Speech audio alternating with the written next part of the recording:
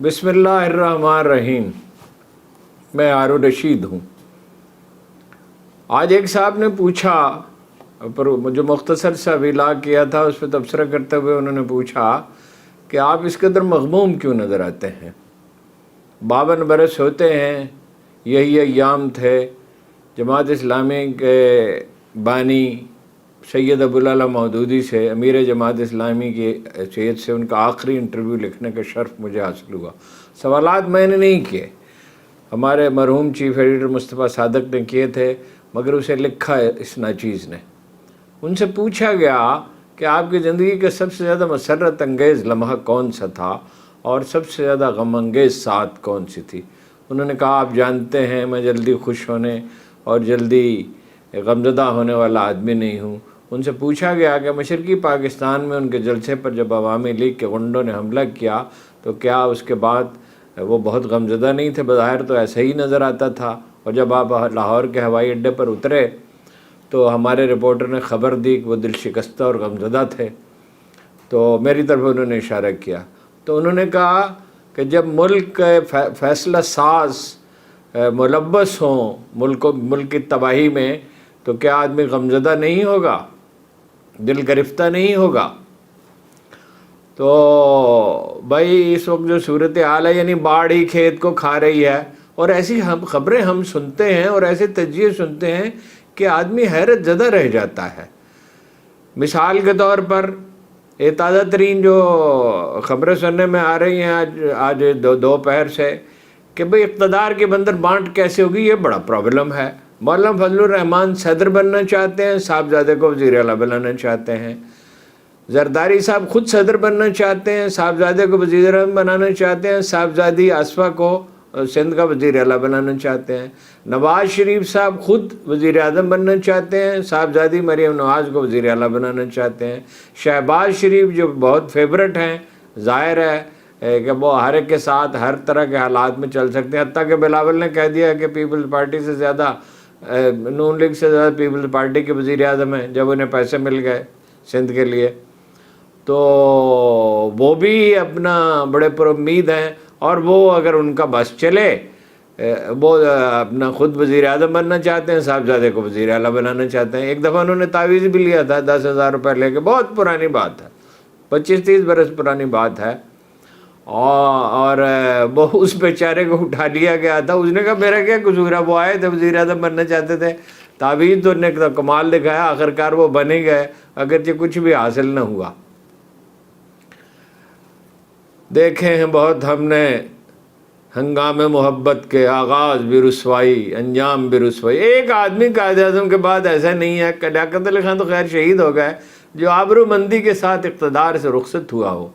फिर भी ये ऐसी अजीब चीज़ है कि लोग इसके पीछे दीवाने हुए फिरते हैं। ये गलबे की जो इंसानी जबिल्लत है, ये इस तरह आदमी को पामाल करती है, उसकी क़ुव्वत फ़ैसला को बर्बाद करती है कि वो हर चीज़ भूल जाता है।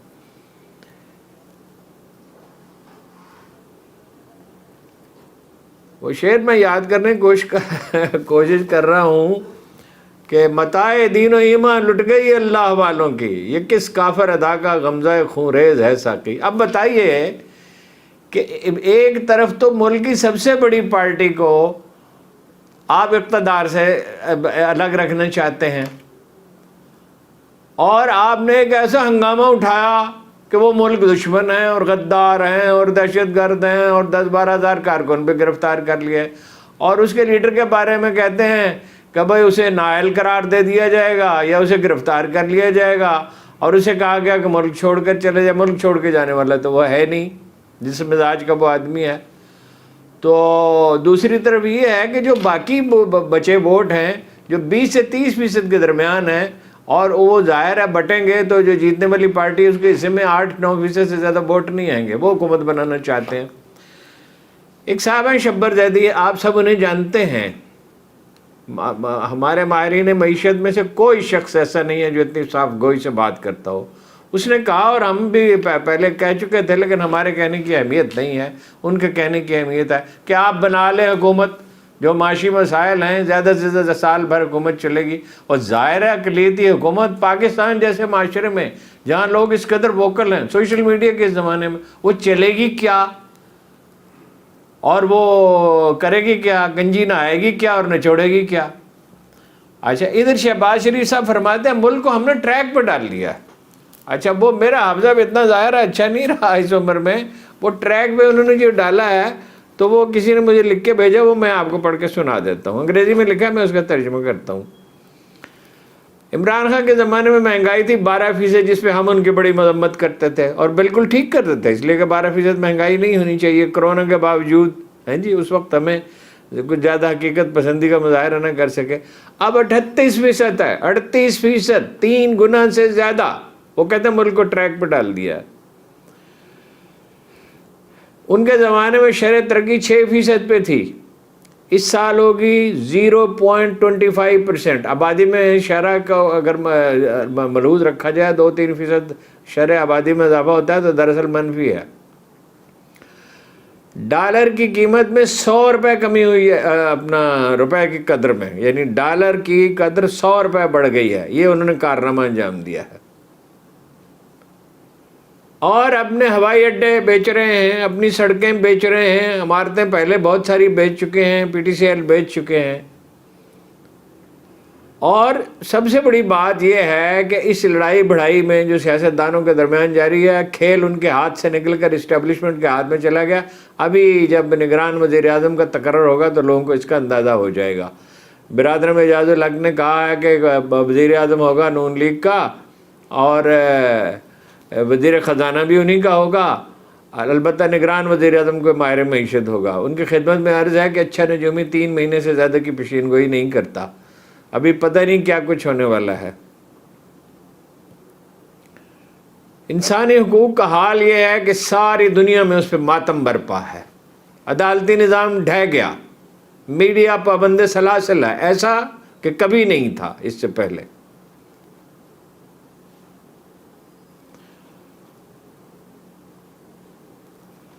اور پاکستان کی تاریخ میں یہ پہلا موقع ہے کہ غیر معمولی حالات نہ ہونے کے باوجود 12,000 سیاسی کارکن گرفتار ہیں۔ جن لوگوں نے 9 مئی کو فوجی دفاتر پہ، تنصیبات پہ کہیں حملے کیے، ان کی تعداد کتنی ہوگی؟ 200 ہوگی، 300 ہوگی، 400 ہوگی، 500 ہوگی، 1200 ہوگی، جو واقعی قصوروار تھے۔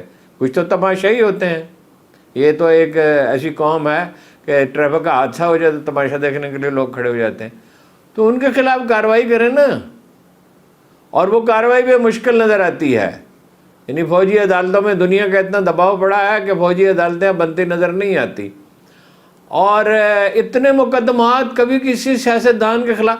میرا خیال ہے کہ پوری 21ویں صدی میں دنیا کے تمام سیاستدانوں پہ جو مقدمات بنے ہیں وہ سب کو جمع کر لیا جائے تو 180 مقدمات نہیں ہو سکتے، اور ابھی یہ سلسلہ جاری ہے۔ رانا ثناء اللہ صاحب کا بس چلا اور باقی لوگوں کا بس چلا تو ممکن ہے 2,000، 3,000، 10,000، 20,000 مقدمات بن جائیں۔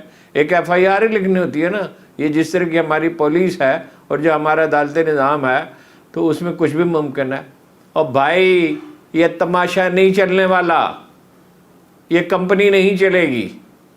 کوئی ہوش مندی کا مظاہرہ کریں، ریکنسیڈر کریں۔ بعد میں ماتم کرنے سے بہتر ہے کہ پہلے سوچ لیا جائے۔